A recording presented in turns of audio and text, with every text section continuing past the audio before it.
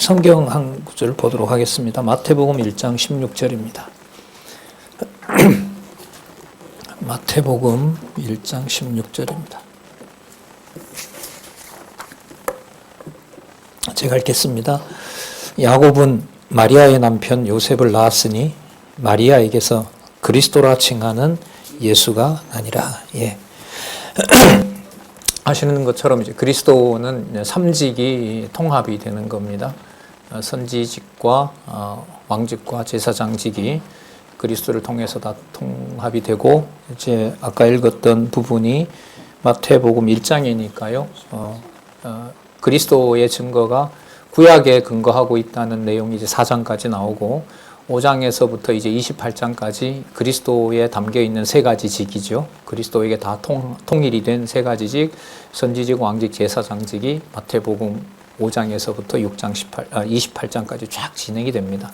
그러므로 마태복음은 복음서 4개 중에 제일 먼저 나오는 것이 중요하고, 마가복음을 먼저 썼다고 하지만 이것이 신학적으로 어떤 의미가 있는지를 성경신학을 공부하시는 여러분들은 익숙합니다만은 그건 아주 이 미스테리로, 아직 이 과제로 남아있는 것이 신학계의 상황입니다. 그걸 생각하시면서 오늘 이제 바르트의 주장의 비판 내용을 중심으로 이제 마지막 내용입니다. 단계적 죄론의 극복과 방향 이렇게 하고요. 이제 5장에 넘어가서 박용기의 신론 중심의 기독론과 죄론, 이걸 이제 살펴볼 텐데, 바르트의 단계로는 세 가지 단계로 진행되면서 그리스도를 바탕으로 죄를 설명을 하는 거죠. 근데 그리스도의 삼직을 어떤 순서로 전개했냐 하면, 바르트의 그리스도직은 3단계잖아요. 무슨 직부터 출발한다 그랬어요? 이제 그걸 여러분 꼭 아셔야 돼요. 근데 제사장직, 그 다음에 왕직, 선지자직 이렇게 되어 있는데, 이 제사장직이 앞서는 것이 전통 신학이 예수님의 구원 중심으로 기독교를 봐왔단 말이에요. 그 개혁 그 시대부터 1517년이 종교개혁이었으니까 칼빈이 주권 중심의 얘기를 하고 있었던 반면에, 이 사람은 이제 주로 이 프랑스, 그 스위스, 제네바에서 하고 있었고요. 루터는 이제 독일에서 이제 십자가 중심의 신학을 전개하면서 구속사 중심으로 그렇게 신학을 전개하는 두 축이 생기는데, 이제 칼빈이 처음에는 신론 중심으로 얘기를 하지만은 이제 그 다음 세대들은 이제 구원에 초점이 맞추다 보니까, 구원에 초점을 맞추어서 보다 보니까 이 십자가 쪽으로, 그리스도 복음 쪽으로 가게 되는 거죠. 그러다 보니 이 삼직의 중요성이나 이런 것들은 칼빈도 그 성경을 봤어요. 저 주석 지금 있지만은 마태, 마가, 누가를 그냥 다 합해 버렸어요. 그걸 공관복음이라 그러죠. 같은 눈으로 본다 이거잖아. 공통된 점들을. 거기다 보니 이제 요한복음 같은 경우에는 섞을 수가 없어요. 너무 다른 내용이 많아가지고. 그래서 그건 따로 떼놓고 요한신학이다 이렇게 분리를 해놓은 거죠. 그런 방식으로는 기독론을 바르게 정립할 수 없습니다. 그게 여러분 서구신학의 성경에 바탕을 둔 신학의 한계가 거기까지거든요. 그러니까 수백 권의 그 기독론 연구의 책들을 이렇게 뭐 어떤 건 보기도 하고 했지만은 이 삼직에 대해서 중요하게 다룬 책들은 많지 않습니다. 근데 두 사람이 있는데, 바로 칼빈과 바로 바르트입니다. 현대로 말하면은 칼 바르트가 이제 이 삼직을 처음으로 구체적으로 다루고 자기 신학의 구조를 잡는데, 이제 그리스도의 삼직 중심으로 잡는 거죠. 그 제사장직, 왕직, 그 다음에 선지자직. 제사장직이 앞섬으로 해서 창세전은 이제 개혁파 신학이 얘기를 아주 강하게 얘기하지 못했죠. 전택설이라는 게 죄 전에 먼저 정했다는 게 전택설이거든요. 그 후택설도 창세전 얘기긴 해요. 그런데 참 이게 좀 웃기죠. 창세전에 하나님이 뭘 먼저 했을까? 이걸 논한다는 게 이게 벌써 이제 큰 문제가 있는 거죠. 그러니까 그건 이제 우리 기준에서 자기들이 좋을 대로 납득을 하려는 거고, 어쨌든 이 전택설이라고 하는 것은 은혜가 은혜된다는 말은 바로 하나님께서 죄와 상관없이 그리스도 안에서 하나님 자녀 삼았다는 거거든요.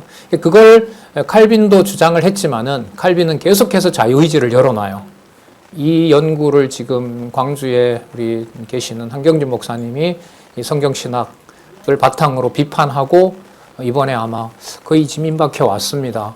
지난번에 본부에서 연락이 이제 왔는데 거의 처음에는 이게 너무 딱딱한 신학이어서 이제 목회학에 관련된 논문에서는 이게 좀 어떻게 할까 그 총장님도 좀 부담스러워 하시더라고요. 그래서 아이고 뭐 안 되면은 좀 어쩔 수 없지 뭐라고 했는데 꼼꼼히 읽어보신 것 같아요. 그 여기 총장님이 훌륭한 논문이라고. 머리에 긴장을 놓고 읽을 수가 없다고 이렇게 얘기를 했기 때문에 아마 성경신학으로 이제 그 학위를 처음으로 아마 좀 받는 일이 이제 일어날 것 같습니다. 그리고 대학 측에서는 그냥 받지 마시고 학교의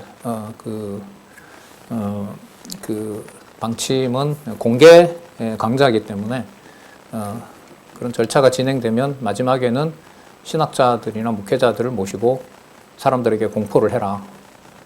저는 그냥 받으면 끝났거든요. 지도 교수들 몇 명들에서 아마 그런 절차들도 있는 거고 조금 우리하고는 다른 것 같아요. 어쨌든 성경에서 말하는 그리스도의 십자가 중심이라는 신학은 현재 이제 바르트가 거의 지배하고 있다고 보면 됩니다. 왜 구원을 인간의 죄와 상관없이 다 해결해 준 분, 거기에서 이제 은혜 언약이 이제 출발을 하기 때문에 전택설, 죄와 상관없이 하나님 자녀가 된 것에 대해서는 칼 바르트가 개혁 신학자들을 그야말로 넘어선 면이 있는 겁니다. 그래서 현재 젊은 신학자들은 칼빈 책보다는 오히려 보수주의를 지켜야 된다고 그냥 마음 먹은 사람들이야 억지로라도 칼빈 주장으로 가서 맺지만은 그렇지 않은 사람들은 바르트에게로 갑니다. 그 중에 제일 중요한 게 바로 창세전 은혜 언약이 죄와 상관없이 하나님으로부터 우리가 선택받았다. 그게 영원한 구속이다.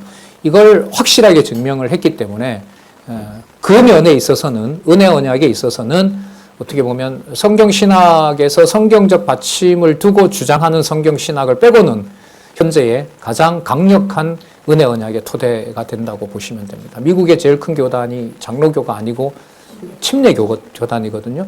침례교단의 목사들 책을 제가 논문 쓸 때 신학자들 책을 6권 읽었는데 완전히 메시아입니다. 이 칼바르트는. 네. 왜냐하면 세대주의자들이 남침례교가 세대주의자들인데 성경 본문에 대한 문법적 해석에 목숨을 겁니다. 그 사람들은. 그러다 보니 이제 막 예수님 언제 오냐 날짜 계산하고 막 이렇게 지나치게 가거든요. 근데 그 남침례교에서 말하는 예정론은 전택설이거든요. 그걸 칼빈보다가 더 철저하게 이 바르트가 있기 때문에 현재 그 은혜 언약을 주장하고 전택설을 주장하는 신학의 그 흐름은 미국으로 보면 남침례교에 있습니다. 어쨌든 저희들이 만나기 용이한 분들입니다. 그분들은. 바르트의 이런 구조를 여러분들도 들으신 것처럼 할 수 있기 때문에. 근데 바르트의 3단계론의 그 기독론이라고 하는 게 문제가 있다. 성경적이지 않다. 각각은 그럴런지는 몰라도 마태복음을 한번 봐라. 예를 들면 마태복음의 어떤 딱 기사를 보여주면서 그럼 이 마태복음에 나타난 이 내용이 삼직 중에 어느 거냐. 근데 성경 순서로 보면 이건 선지직이다. 누가 봐도. 예를 들면 복 있는 사람은 팔복쭉 설명하잖아요. 그게 지금 누가 보더라도 그거 선지직이에요? 왕직이에요? 아니면은 제사장직이에요? 선지직이죠. 그렇죠. 말씀을 풀어 가르치는 거니까. 그러니까 마태복음 5장 처음 시작할 때 뭐가 선지직이 나와야 되는 건 이거는 상식이다. 근데 바르트는 거기에서부터 선지직을 무시하고 이것마저도 어디에 넣어버렸다. 결과적으로는. 그걸 제사장직에 넣었다. 이거는 문법적인 해석도 안 맞다.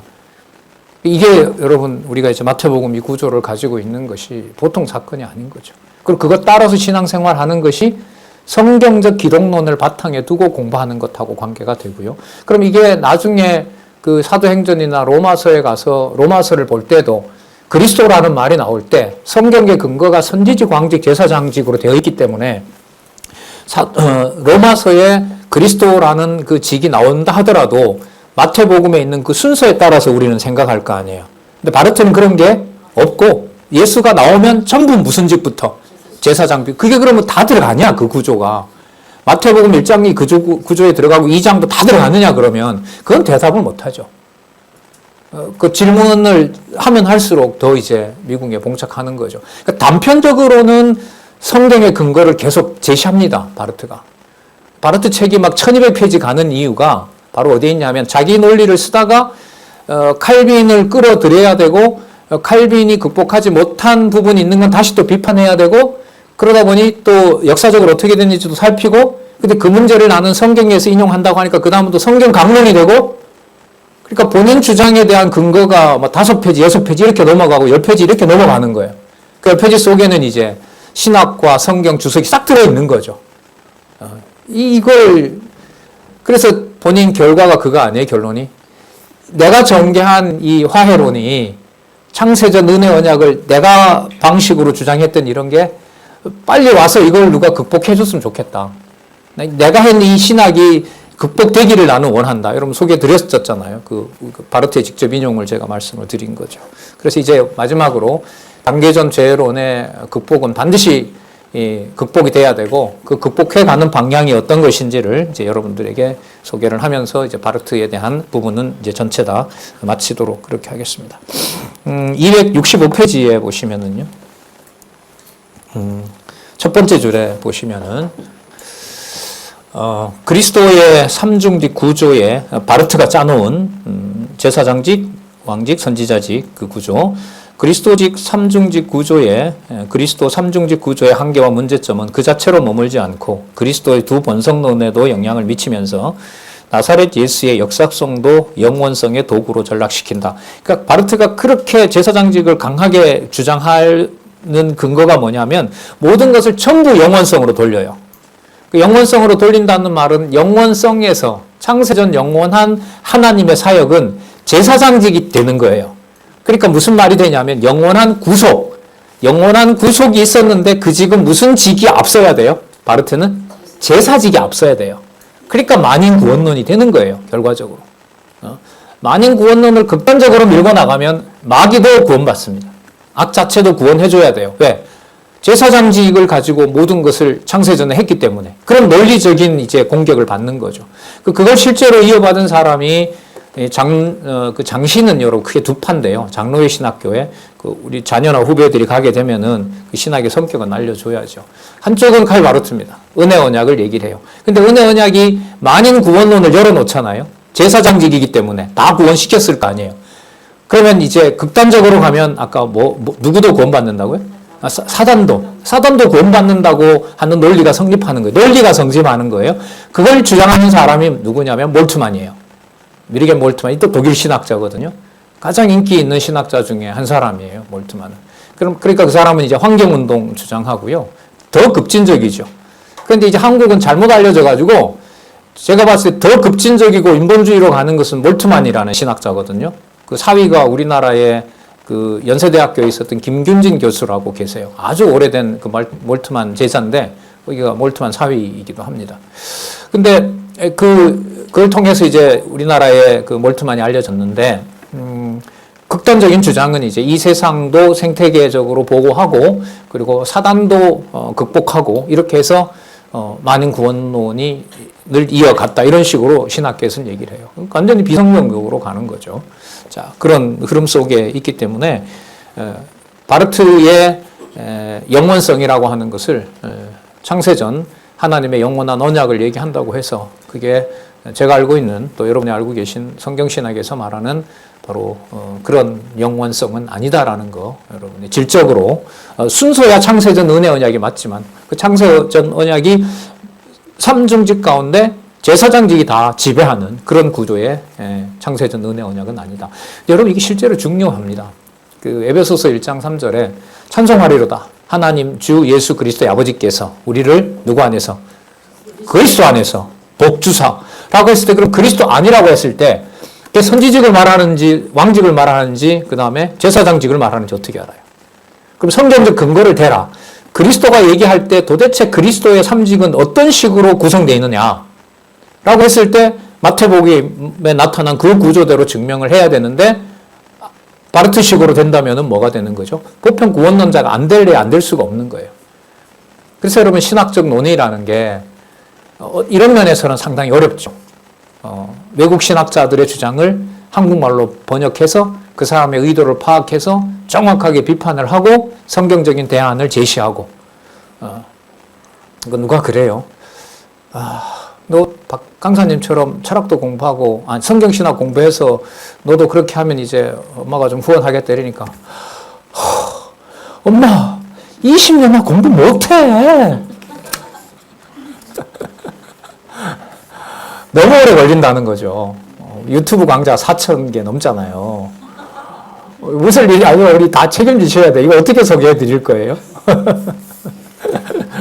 이럴 때는요, 이제 핵심과, 여러분, 선택과 집중이라는 말 요즘 교육에서 중요하죠. 선택과 집중을 이제 하는 고민을 많이 해야 된단 말이죠. 그래서 신학을 공부해 가면서, 그러니까 그리스도라고 하는 개념을 어디에서부터 출발하느냐에 따라서 신학의 방향은 전혀 다른 방향으로 가게 돼요. 그런 면에서. 그러다 보니 하나하나 개념들을 놓칠 수가 없는 이유가 거기에 있는 거죠. 아예 무시하고 안 하면 돼요. 제일 좋아요. 근데 그렇게 할 수도 없잖아요. 또 전부 다는 아니에요. 전부 다는 아니에요. 그러나 어쨌든 시작도 성경에서 마지막도 성경의 권위로 들어오는 신학이 아니면 정당하지 않다. 자, 칼빈의 순서는 한번 볼까요?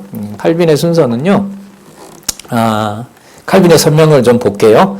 칼빈의 인용이 나와 있어요. 265페이지 그 인용한 부분 있죠. 223 그 각조로 되어 있는 칼빈 주장이에요. 삼중직을 강조하거든요. 그리스도는 특히 그의 왕직과 연관하여 그리고 그의 왕직 때문에 메시아로 불렸다고 알고 있다. 이게 뭐하죠? 이 학적 주장이 아니에요. 그렇게 알고 있다는 거예요. 뭐 때문에? 왕직 때문에. 그럼 이 구조로 말하면 칼빈은 뭐부터 얘기해요? 왕직. 근데 이게 왕직을 주장하는 게 이점이 있는 게 왕직은 통치잖아요. 선과 악을 구분하잖아요. 그러다 보니 그리스도의 속죄가 없어도 왕직이 출발하기 때문에 그리스도의 왕직 속에 하나님의 능력이 들어가기가 더 쉬워요. 하나님이 선택하고 하나님이 버리고 선택과 유기를 말하기가 칼빈은 상대적으로 무슨 직을 먼저 말했기 때문에 왕직. 통치라는 게 여러분 뭐 하는 거예요? 다 감싸봐 주는 거예요? 아니잖아요. 왕이 대적하면 뭐예요? 그럼 반역자로 죽이는 거예요. 그건 처단해야 돼요. 그러니까 뭐가 꼭 따라요? 상벌이 따르는 거예요. 이 왕직이 앞서게 되면. 근데 제사장직은 그게 아니에요. 다 덮어야 돼요. 다 사해줘야 돼요. 백성도 사해줘야 되고 왕도 사해줘야 되고 다 사해줘야 돼요. 그 제사장이 중요하잖아요. 고대에.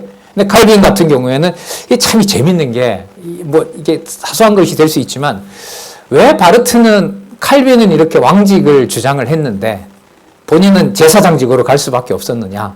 뭐 여러 이유들이 있을 수 있어요. 독일이 워낙 많이 죽여서 유대인들을 속죄를 해야 되잖아요. 이게 잘못했다고 해야 되고 뭐 그런 거는 이론적 근거는 없는 거고요. 자, 여기 보시면은 왕직과 관련해서 칼빈이 얘기하고 있고 그렇지만 보세요. 그가 선지자로서 그리고 제사장으로서 기름 부음을 받았다는 것은 분명한 사실이면 그러면 뭐와 뭐와 뭐를 다 같이 다뤄야 된다는 거예요. 왕직으로 됐다고 알고 있다. 누가 그랬는지 얘기 안 해요. 왕직으로 그런 줄 알고 있다. 그 다음에 뭐도 나온다. 선지직도 나오고 그 다음 제사장직도 나온다. 그리고 이 사람은 요 순서대로 말하면 무슨 직이에요? 왕직, 선지자직, 제사장직. 이 마태복음 구조하고는 다르죠. 완전히 다르죠. 그럼 여러분 구조가 얼마나 중요한지 아시겠죠?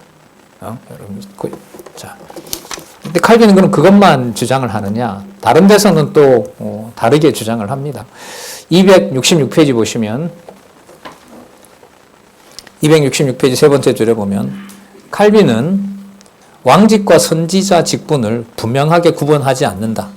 칼빈에게 잘 보세요. 예언자 직분은 선지직이죠. 예언자 직분은 대제사장 직분과 왕의 직분에 대한 선포로서. 그럼 선지직이 뭐 하냐 하면 뭐와 뭐를 선포해요? 제사장 직분과 왕의 직분에 대한 선포예요. 그러면 여러분 이 말로 보면 비판도 할 수가 있죠. 그런데 이 말로 보면은 뭐와 뭐는 떨어지면 안 돼요. 예언자 직분이 선지자 직분이 뭐냐 하면 선지자가 하는 일이 뭐냐 하면 대제사장 직분과 왕의 직분을 말하는 거라는 거예요. 그러면 무슨 직과 무슨 직이 떨어지지 않아요.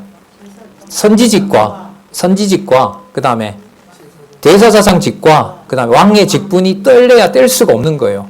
그럼 이제 임의에 칼빈이 사용했던 공관복음의 예수님 사건을 하나 제시하면서 그럼 이 사건이 당신이 얘기했던 대로 어떻게 선지자직을 가지고 왕직과 제사장직을 다 말하는지 이 본문 가지고 한번 설명해봐라. 어떤 부분을 설명할 수 있겠지만 다른 모든 부분을 설명할 수 있을까요? 못하죠. 할 수가 없죠. 그건 똑같이 바르트에게도 얘기하려고 하는 거죠.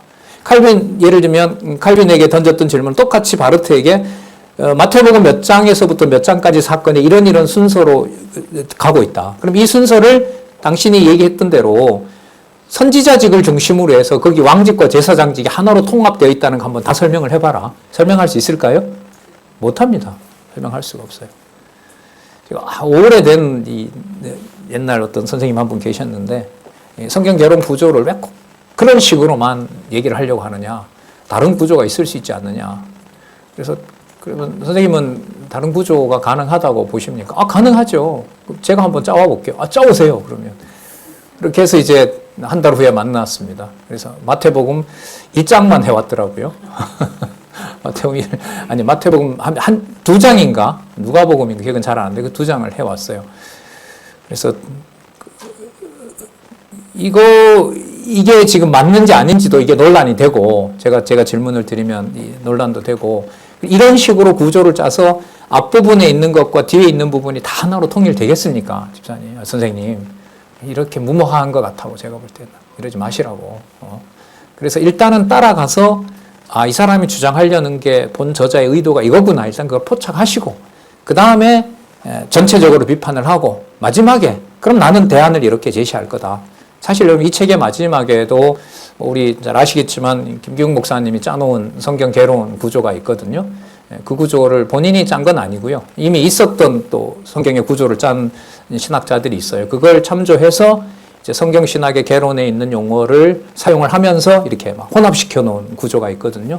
그때 가서 말씀드리겠습니다만은 성경 신학에서 지금 바르트 경우만 보더라도 삼직에 여기에 초점을 맞추어서 볼 때 그 구조를 성경대로 따라가서 확정하는 것은 성경신학을 공부하시는 여러분이나 저에게 있어서는 이건 매우 중요합니다. 이걸 동의하지 않으면 성경관을 일치해서 하나로 가기가 힘듭니다. 여러분 이제 신학은요, 몇 마디 말에 넘어갈 필요가 없어요. 몇 마디 말에 넘어가실 필요가 없어요. 예를 들면 구원받은 날짜 언제예요? 이런 거 있죠. 이런 거 필요 없어요. 그런 거 말도 안 되고요. 여러분 질문할 때는 성경을 좀 아시니까 전체 구조에 대해서, 마태복음에 대해서 한번 얘기를 해봐라. 이런 식으로 그 큰 전체 구조를 가지고 얘기하는 것이지. 자, 267페이지로 가서 좀 더 보도록 하겠습니다. 두 번째 단락, 두 번째 줄에 칼빈은 그리스도의 삼중직을 왕직, 선지자직, 제사장직의 순서로 소개하면서 그 전개 과정에서는 선지자직이 제사장직과 왕직의 뒷받침이 된다고 설명도 해요. 그러면 선지자직이 제사장직과 왕직의 뒷받침이 된다는 말은 무슨 직이 먼저 나와야 된다는 거죠? 다시, 선지자직이 제사장직과 왕직의 뒷받침이 되니까 선지자직이 뭐예요? 제일 먼저 나오고, 맞죠? 그 다음에 뭐가 나와요? 제사장직 나오고 왕직의 뒷받침이 된다. 그럼 그게 그렇게 어떻게 됐는지는 강론집에서 칼빈의 강요 주석에서 밝혔느냐? 그건 없어요. 이 신학적인 주장일 뿐인 거죠. 어떻게 보면 무책임하다고 할 수가 있죠. 자, 그 밑에 줄에 보시면, 계속 읽어볼게요. 칼빈의 이러한 이해 방식은 바르트의 삼중직만큼 닫힌 체계를 구성하려는 것은 아니라고 본다. 바르트만큼 논리적으로 짠 구조가 아닌 것은 분명하지만 칼빈의 경우로 보면 삼중직의 상호 연관성을 개방하고 있다는 점에서 의미가 있기는 하다. 동시에 그건 한계이기도 하죠. 왜냐하면 자신이 분명하게 밝히지 않으니까 이렇게 해도 되지 않을까요? 됩니다. 이렇게 해도 되지 않을까요? 근데 바르트는 이걸 참을 수가 없죠. 바르트는 고정을 시키죠. 무슨 직? 제사직? 왕직? 선지직 이렇게. 잘 아시네요. 이제는. 그 다음 보겠습니다. 칼빈은 왕직, 선지자직, 제사장직을 말하기도 하고 제사장직, 왕직, 선지자직, 왕직 이것도 나와요. 근데 말만 나와요. 지금 다 열어놓거든요. 칼빈은 왕직, 선지자직, 제사장직, 또 선지자직, 왕직, 제사장직, 그 다음 또 선지자직, 제사장직, 왕직. 그러니까 어떤 게 칼빈의 주장일까요? 다 해요. 그러니까 답이 없는 거예요. 그러면 바르트는 이걸 어떻게 해요? 이 세 가지 중에 제비뽑기 했는지 뭔지 영감을 받았는지 계시를 받았는지 모르지만 무슨 직? 제사장직. 대사장제. 근데 그 유대인 홀로코스트 600만을 죽이고 독일 신학 자기네들 선배 세대들이죠. 2차 세계대전이 자기가 몸으로 겪으면서 이제 교수직에서 쫓겨났던 거라면 1차 세계대전은 자기를 가르친 선배들 20대 초반에 공부하고 있었을 때 그 30대 초반 목회하고 있었을 때 자기를 가르쳤던 1세대 이른바 자유주의 독일 신학자 선생들이 전부 거의 다 독일을 빌레름 헬세가 일으킨 1차 세계대전에 다 동의를 합니다. 독일 기독교 연맹이 전쟁은 정당하고 이 전쟁을 일으키는 왕은 하나님이 보낸 메시아다. 우리 아리안족, 우리 민족을 보호하기 위해서 보냈던 바로 구세주다. 이렇게 그냥 성명서를 내버립니다. 그걸 나중에 이제 2차 세계대전 때도 또 기독교가 그렇게 하고 카톨릭도 그렇게 하고. 이 상황에서 좀 인간적인 얘기겠죠, 이거는. 바르트 입장에서 스위스 출신이긴 하지만 이제 독일에서 가르쳤으니까 입장에서 이 모든 것들을 하나님이 주권적으로 심판해 간다. 이 모든 사건을 하나님이 이 방식대로 이렇게 전쟁의 주범이 2번이나 되는 이 독일을 하나님이 작정해 놓은 것이다라는 걸 여러분 주장하기가 쉬울까요? 어려울까요? 어렵죠. 나라 망치고 옆에 있는 사람 죽이고 여러분 1차 세계대전에 죽은 사람이 여러분 3천만입니다. 독게스를 어느 나라가 제일 먼저 썼어요? 독일이 썼습니다. 독게스를. 왜냐하면 뭐 몇 사람 안 죽으니까. 그러니까 유명한 신학자들이 독일 대학에 있었잖아요. 유태인들이에요. 그래서 그 인력들을 동원해서 지하 땅굴에 숨어있는 참호에 숨어있는 병사들을 어떻게 죽일 거예요? 독게스 살포죠. 그래서 독일이 제일 먼저 써요. 그 기술이 발전해서 나중에 가스를 어디에다 써요? 유대인 600만 쓰는데 학살하는 데 써요. 대학원 다닐 때 제가 그 배낭여행 비슷하게 한 20일 갔는데 그 뮌헨에 뭐 독일어 공부하고 이렇게 지내는데 거기는 뭐 매일마다 그 열어놓는 포로 수용소가 있대요. 여러분 아실는지 다카우라는 포로 수용소예요. 뭐 비용도 없고 무조건 찾아가면 된다는 거죠. 가서 이제 보니까 이제 그 사진 촬영을 한 30컷들을 쫙 해놨어요. 그러니까 독게스를 마시고 그 초당 어떻게 죽어가는지를 영상을 찍어 놓은 거죠. 그러니까 약 효과가 어떻게 드러나는지를 이제 보여준 거죠. 그게 한두 건이겠습니까? 여러분들 아시죠? 일본의 그 마루타 생체 실험이 의학 개발에 엄청난 자료가 되기 때문에 일본을 원자폭탄 떨어뜨렸지만 메가더가 그 자료를 거래를 한 거 아니에요. 그 자료를 받아오면서 일본이라는 나라를 더 이상 건들지 않았죠.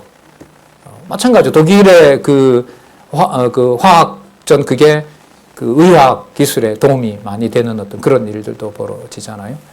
또 하나 이제 놀라운 것은 뭐냐면 방문을 하나 들고 들어갔는데 유리벽이에요. 그러니까 이쪽은 벽이고 이제 사방이 유리벽인데 높이가 한 10여 메다 되는데 거의 한 90%까지 그 벽이니까요. 뭐가 들었는지 다 보이잖아요. 문을 탁 열었어요. 거기에 머리카락 잘라놓은 거, 벗어놓은 신발, 속옷, 가방, 안경, 그 바로 뒤가 뭐냐 하면 독게스실이에요. 그러니까 뭐 했던 방이에요? 다 발가벗겨 가지고 가스실로 넣기 전에 자기가 가지고 있던 귀중품, 뭐 안경, 구두, 지갑, 그다음 머리를 다 밀어버리거든요. 그러니까 아이 댕기머리부터 시작해서 그 방에 다 있어요. 예, 꽉 차 있어요. 그런 상황에서 이 모든 걸 여호와 하나님께서 작정하신 대로 섭리한다? 하나님이 그런 거 다 섭리하시면서 여러분 신학 이론들을 성경 중심적인 신앙을 만들어 간다고 생각을 하세요? 사실이에요, 그게. 예. 한국의 이런 역사 속에서 이런 기독교가 들어왔고, 예. 뭐 역사 기록을 찾기가 참 힘들 정도로 야, 과연 이 상황에도 하나님이 살아계신가? 제가 봤을 땐 바르트가 이 문제 상황을 안 받을 수가 없죠. 제자들이 그랬고 동료들이 배신했고 스승들이 배신하고 이 칼바르트가 나중에는 스위스에 가서 50이 넘었는데 총 들고 나갑니다. 자기 동네 지키려고. 복무하러 나가고 그렇게 하거든요. 그러면서 신학을 정립해 갈 때 제가 봤을 때는 이 모든 것이 하나님의 작정 섭리대로 하나님의 주권적 섭리가 선포된 것이다라는 말을 인간적으로 이 사람이 할 수 있었겠나 이런 생각을 하게 돼요. 인간적으로. 그러나 복음 중심으로 신학을 정립해야겠고 저렇게 독일 황제를 메시아로 얘기한 독일 자유주의 신학은 이건 신학이 아닌 거고 그러나 복음으로 돌아가야겠고 그 사이에 그리스도의 십자가가 눈에 들어오는 거고 그리스도의 삼직 가운데서 무슨 직이? 모든 사람의 죄를 사해 주시는 바로 제사장직으로 제가 봤을 때 갈 수밖에 없었던 것 같아요. 이걸 이제 하나님께서 그래 섭리로 본 바르트의 신학이나 이런 부분들도 이제 앞으로 제가 계속 학교에서 얘기하려고 해요. 그 대안을 우리는 성경신학은 가지고 있기 때문에.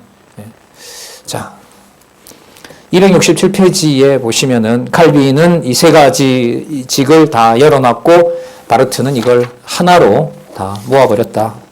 제사장 중심으로. 자, 267페이지 밑에서부터 네 번째 줄. 자, 남겨진 이 과제가 이제 5장에서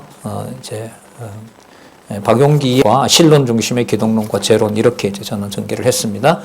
기독론의 중요한 주제와 연관해서 생각해 보면 해결해야 할 상황은 더 복잡하다. 예수 그리스도의 본성과 신분과 사역을 삼중직과 연관 짓는 것은 매우 복잡한 논의이며 이것을 구조화하는 것은 더 어려운 문제가 된다. 그래서 본서는 이 문제를 다음 장에서 해명해 보려고 한다. 즉 복음서를 구조화하고 사복음서 자체를 하나의 통일된 체계로 삼아 예수 그리스도의 직임과 신분, 사역과 본성의 고유성을 개별화하여 단계적으로 논증한 박용기의 신론 중심의 기독론과 재론을 다루고자 한다. 자, 칼빈 이후 개혁파 정통주의 신학에서도 이 문제에 대해 치밀한 논의는 이루어지지 않았다. 칼빈의 그리스도 삼중직 이해가 바르트만큼 체계적이지 않은 것은 단점이기도 하지만 삼중직의 순서에 대해서 개방된 논의를 열어놓은 점은 적어나마 유의미하다. 그 유의미하다는 건 뭐냐면 그 삼중직이 뭐대로 돼야 된다. 순서대로 이건 정립해야 되는 문제다라는 걸 다 설명을 한 거죠. 그러니까 선지직을 중심으로 선지직, 왕직, 제사장이라는 것도 설명하고 주로 왕직을 처음에 놓고 시작하죠. 그래서 왕직을 처음에 놨기 때문에 바르트의 그 예정론을 신론 중심이다. 그 선택, 선과 악을 하나님이 정하셨다라는 것을 그나마 칼빈의 이 예정론은 신론 중심의 예정론이다라고 얘기하는 근거입니다. 그러나 뭐 그렇게 강한 건 아니고요. 어쨌든 그리스도의 제사장직을 한 가지로만 얘기하는 것 대신 왕직으로 하나님의 심판을 주장을 한 면을 칼빈의 신론 중심이라 그런다.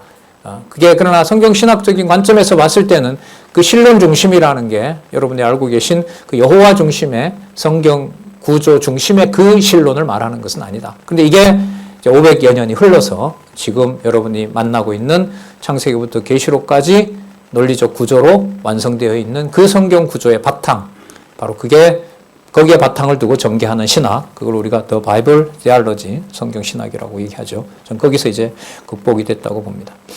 자, 두 번째 줄에 그 문장, 네 번째 줄 끝에부터 볼게요. 두 사람의 성경 주석을 보면 왕직에 대한 근거로 인용하는 성경 구절이나 선지자직, 나아가 제사장직에 인용하는 구절도 서로 겹치는 부분이 많다. 칼빈도 그렇고 바르트도 그렇고 뭐 다는 안 읽어봤지만 주석들 이렇게 보면은요 동일한 구절이 어떨 때는 구주 예수 그리스도가 되고 어떨 때는 왕직이 되고 어떨 때는 또 선지직이 되고 그러니까 이게 규모가 없는 거죠. 자, 이는 기독론의 원천인 복음서 기록의 표면적인 상이성과 다양성이라고 할 수 있겠죠. 본질적인 통일성의 문제로 요약할 수 있다. 바르트의 삼중적 직임이 지배하는 화해론 구조는 마태복음과 마가복음, 누가복음과 요한복음의 상이성과 동일성을 동시에 보여줄 수 없다. 마찬가지로 칼빈은 복음서 주석을 처음부터 공관복음에 근거해 주석하고자 본문을 재배열함으로써 그걸 따르는 거죠, 전통을. 복음서 자체의 논리적 일관성과 체계적 일관성을 훼손하는 결과를 낳았다. 이제 이런 말들은 한국계 이제 신학계에서, 개혁 신학계에서 말을 할 수가 없죠. 그럼 이렇게 말을 하면 논리적 일관성과 체계적 통일성이 증명된 걸 뭔가 얘기를 해야 되잖아요. 이제 학계에 이제 알려지기 시작했고 뭐 목회자들이야 많이 이제 인용을 하고 있고, 이번에도 이제 어떤 분 와서 얘기하는 걸 이제 저자랑 말씀하는 걸 잠시 들었는데, 유사품들을 많이 만들어내고 있거든요, 지금도. 목사들이 책도 내고 뭐 하고. 그분들까지 이 저자인 이 박용기 목사님의 제자라고 말을 이렇게 하시더라고요. 학자라는 분이 왜 저런 말씀을 하실까? 지적인 어떤 세계에서 그 계보라고 하는 게 어떤 시대인데 그렇게 근거도 되지 않고 저렇게 주장하는 것에 좀 약간 좀 의아했습니다, 사실. 자, 어쨌든요, 칼빈의 한계와 바르트의 한계는 바로 성경으로 돌아와서 봤을 때는 복음서 자체의 논리적 일관성과 체계적 통일성을 훼손한 결과를 낳았고, 그걸 극복하는 대안을 내야 된다고 생각합니다. 자, 이와 같이 두 신학자 모두 복음서 구조의 원형 그 자체를 유지하면서 기독론의 본질을 해명하지 못하고 오히려 훼손하고 있다는 비판을 면할 수 없다고 본다. 나아가 복음서 자체의 상이성과 동질성, 다양성과 통일성을 배제한 방식으로 기독론 중심의 죄론을 구성한다는 것은 형식 논리적으로 보더라도 첫 시도부터 한계와 오류를 피할 수 없다. 칼빈이 비록 신론 중심의 예정론과 기독론 중심의 속죄론을 구분하여 신론 중심의 창세전 은혜 계약을 강조했다 하더라도, 그러니까 여러분, 신론 중심의 신학, 신론 중심의 신학, 이것을 칼빈의 신학에서 출발해야 된다고 저는 주장을 합니다. 그러니까 신론 중심이 아닌 기독론 중심으로 그 이후로 넘어갔고, 결국 바르트에게 기독론 중심으로 넘어간 것은 신학의 계승과 발전이 아니라 저는 이제 왜곡이다라고 주장을 하는 입장인 거고요. 자, 그게 성경의 그 전체 권위로 왔을 때는 이건 더 심각해지는 거다. 이건 저는 이제 계속해서 이제 주장을 하고 대안을 제시하고 싶은 거죠. 칼빈이 비록 신론 중심의 예정론과 기독론 중심의 속죄론을 구분하면서 신론 중심의 창세전 은혜 계약, 다시 말하면 하나님의 창세전 이중 예정. 이중 예정은 뭔지 아시죠?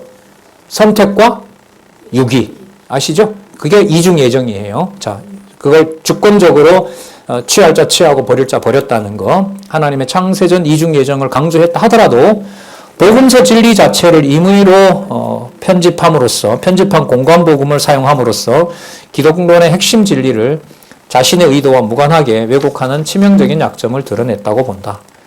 그래서 지금 합신의 젊은 신학자들이 이런 이제 주장에 대해서 못 견디고 있죠, 사실. 하지만 뭐 그건 기본 문제인 거고요. 점점 학계에 박용기 목사님이 주장했던 성경의 바탕을 둔 이 기독론, 그리고 죄론 문제, 신정론 문제잖아요. 율법과 죄 그리고 은혜도 나와 있기 때문에 앞으로 대안이 없는, 요즘 기독교가 종말을 고한 시대, 그걸 포스트 크리스텐덤이라고 지난번에 발표했잖아요. 그런 시대에서는 앞으로 대안으로 더 소개가 되고, 또 한국 교회의 성도들에게도, 목회자들에게도 전하고자 하는 게 여러분들과 또 저의 또 사명이라고 그렇게 우리는 믿고 있죠. 이에서는 우선 신론 중심의 기독론의 진리를 복음서 자체에 나타난 논리적 일관성과 체계적 통일성, 주제의 단일성과 의미의 단순성, 체계의 완전성이라는 진리 정합성의 요건에 맞추어 살펴볼 것이다. 진리가 뭐냐라고 물으면 논리적으로 일관돼야 된다. 체계가 통일돼야 된다.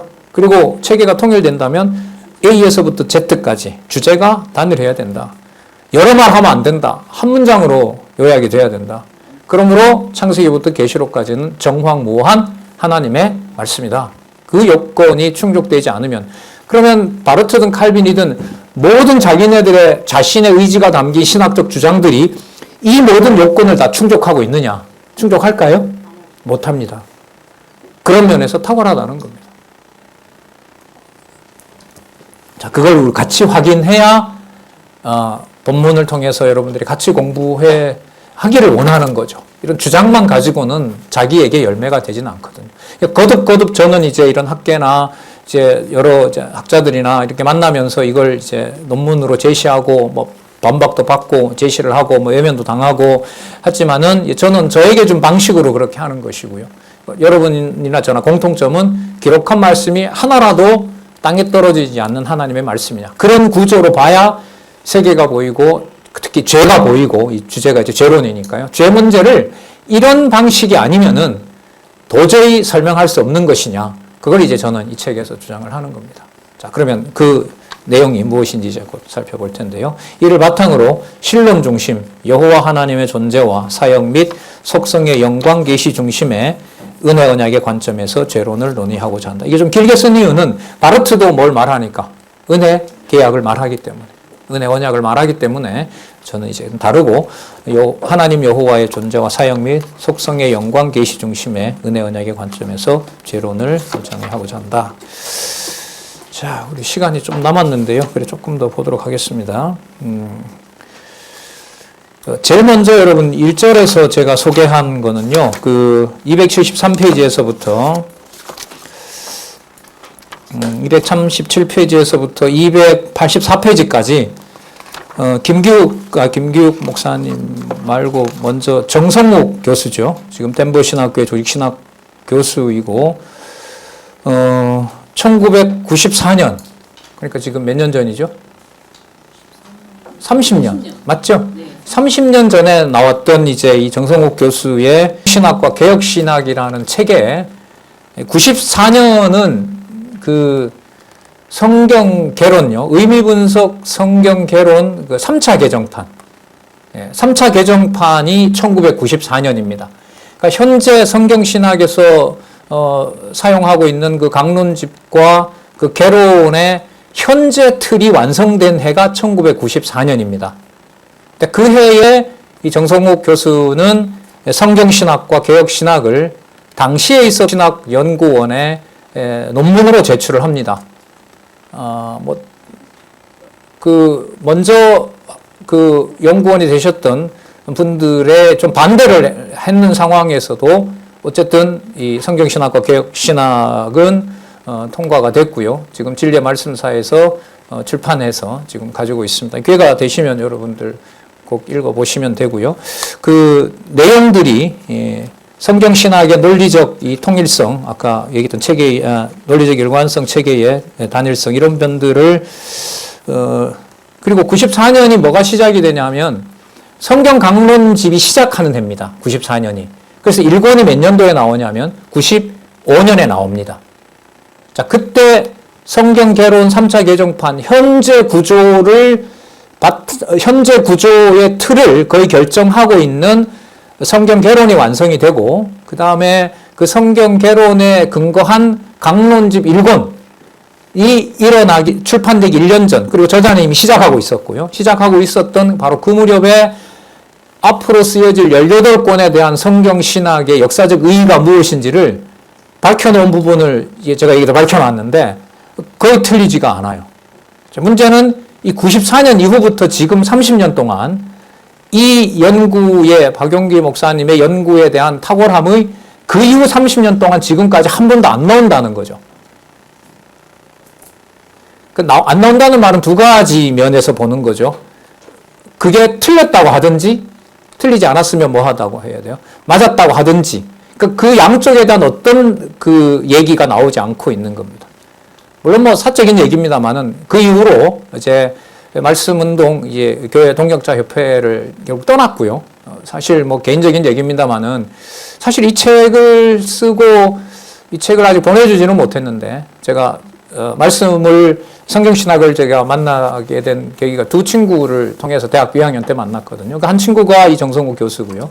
한 친구는 지금 대구에서 목회하고 있는 장안중앙교회 전도사도 했었던 이제 현석 목사님이라고 계신데 그분한테는 책을 제가 전해드리고요. 고맙다고, 진짜 고맙다고 그렇게 했습니다. 일화도 하나가 있는데 뭐 개인적인 일화보다가 이 책의 가치에 대해서 좀 말씀을 드리면은 그 친구 하나가 이제 당시에 하나는 군면제를 받고 하나는 군대 생활을 하고 있었습니다. 군대 생활을 할 때 성경 개론 1차 87년도에 초판이 나옵니다. 근데 그 당시에는 그런 걸 잘 몰랐어요. 저도 그렇지만 대부분 사람들이 테이프 좋다. 테이프에 하나님 주권 얘기한다. 이 정도였고 신학적인 차원에서 그걸 이제 평가하는 건 거의 없었어요. 자, 듣고 배우고 이러고. 근데 이제 그 친구 하나가 그걸 사서 그 전방에 근무했거든요. 그걸 사가지고 갑니다. 야, 드디어 나왔다. 드디어 나왔다. 끝났다. 이렇게 하면서 그 성경 개론을 소개를 했고, 이제 거기서부터 한 7년 동안 이제 이 공부를 계속했고요.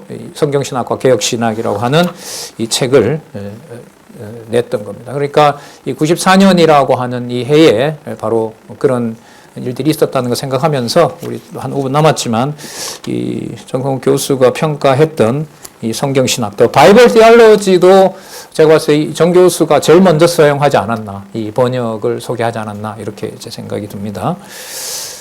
참 저도 그렇죠. 언젠가는 보겠죠. 제가 대학에서 한 4번 만났습니다. 제가 만났고 또 제가 강의하는 포항에서도 우연히 강의 마치고 와서 그 총장실 앞에 있을 때 잠시 만나서 인사도 하고 2018년에 개론 완결판이 나왔을 때 가지고 서울의 조나단 에드워드 학회에도 참석을 했었고요. 참석해서 고맙다고, 너무너무 고맙고 내가 공부하는데 이렇게 도움을 줘서 고맙다고 제가 인사를 하고 저자 같이 뵈러 가자고 하니까 안 간다고 하더라고요.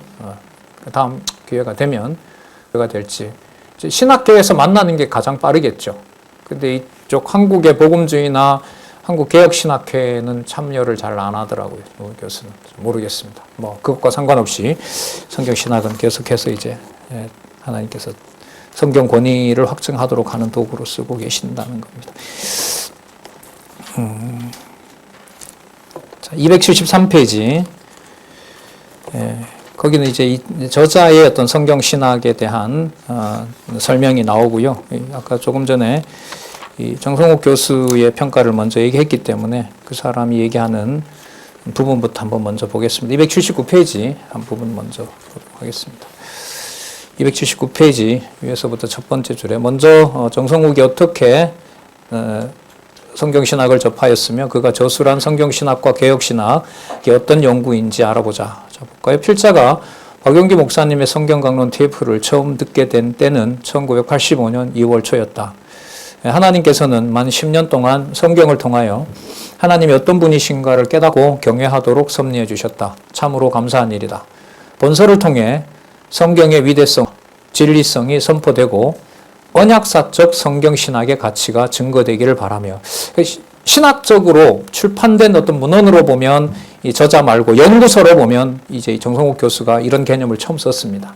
당시는 이제 언약사적 성경신학이었고요. 그 중심에서 거기에서 이제 성경개론이 이제 개정이 나올 때마다 이제 94년쯤 가면 언약, 성취, 섭리사 이런 이제 신학적 개념이 만들어지죠. 언약사적 성경신학의 가치가 증거되기를 바란다. 또한 본서를 통해 하나님의 주권, 영광, 계시가 우리 삶의 의미와 가치와 행복을 준다는 사실이 가감없이 선포되기를 바란다. 자, 이렇게 이제 그 서론에서 얘기를 하고 있습니다. 279페이지 밑에서부터 두 번째 줄. 필자는 본서를 통해서 여기 나오죠. 언약사적 성경신학, 이게 나중에 언약성취사적 성경신학 이렇게 드러나죠. 언약사적 성경신학으로 밝혀진 진리의 내용이 성경의 단일한 의미를 감히 선언하고자 한다. 당시 아직 강론집이 나오지 않았는데 그 결론만 가지고도 이 친구가 봤을 때는, 이 정성욱 교수가 봤을 때는 이건 신학적 가치가 있다. 자, 종래의 전통 신학계에서 해결하지 못했던 모든 난제가 언약사적 성경신학으로 풀어지고 해결되어 버린다. 언약사적 성경신학은 전통 성경신학과 개혁신학을 비판적으로 계승하여 계시 이해의 완성을 본 것이라는 확신을 개진하고 여러 자료를 들어 필자의 주장을 입증하려고 했다. 이게 94년이고요. 제가 2022년에 저도 책을 냈으니까 저로서는 28년 후에 요 명제 있잖아요. 언약사적 성경신학은 전통신학과 개혁신학을 비판적으로 계승하여 계시 이해의 완성을 본 것이라는 확신을 개진한 내용을 어떻게 보면 저도 따라서 제 연구에서 재론을 중심으로 보여준 겁니다. 네. 자, 필자의 조용하고 굳은 확인은 언약사적 성경신학, 그걸 더 바이블 디알로지와 동격으로 보는 겁니다. 그러니까 이 정성욱 교수에게 만약에 이 주장대로라면 더 바이블 디알로지가 뭐냐, 성경신학이 뭐냐라고 물으면 언약사적 성경신학이다. 그런 동의어가 성립하는 거겠죠. 이야말로 현재 자멸의 위기에 처해 있는 기독교를 소생 재건시키려고 하나님께서 공급해 주시는 타겟책이요 피할 길이라는 것이다. 예. 시간이 다 됐기 때문에 그 다음은 여러분들 다른 부분은 모르고 여러분 이분 아시는 분도 계시고 하니까요. 또 이 책도 보신 분들도 계시기 때문에 여러분 한번 읽어보시고 앞으로 한 길어야 3시간, 3번 정도 더 하고 신학원 강좌는 제로는 마치도록 그렇게 하겠습니다. 그리고 또 다른 강좌를 준비하도록 그렇게 하겠습니다. 수고들 하셨습니다. 다음에는 그 273페이지부터 다시 한번 이어가도록 그렇게 하겠습니다. 기도하겠습니다. 하나님 아버지 감사합니다. 성경이 지닌 너무나 분명한 권위를 이 시대에 깨달아갈 수 있도록 하나님 은총 베풀어 주셔서 감사드립니다. 많은 진리의 연구자들이 함께 하기도 하고 떠나기도 하는 상황에서 어디에 어떤 방식으로 살아가든 그 모든 것들은 인간이 주체가 되는 것이 아니라 살았고 운동력 있는 하나님의 말씀이 세우기도 하고 무너뜨리기도 하고 도저히 이해할 수 없게도 하고 무한한 감격으로 또 깨달은 은총을 통해서 무한히 찬양하게도 합니다. 이러한 놀라우신 하나님의 섭리 앞에 늘 겸손하게 진리의 말씀을 전하며 모든 신학 이론에 자신의 우월함을 증명하는 것이 아니라 말씀의 권위를 온전히 전하는 귀한 동력자들 될 수 있도록 이끌어 주시옵소서. 예수님의 이름으로 기도드렸습니다. 아멘.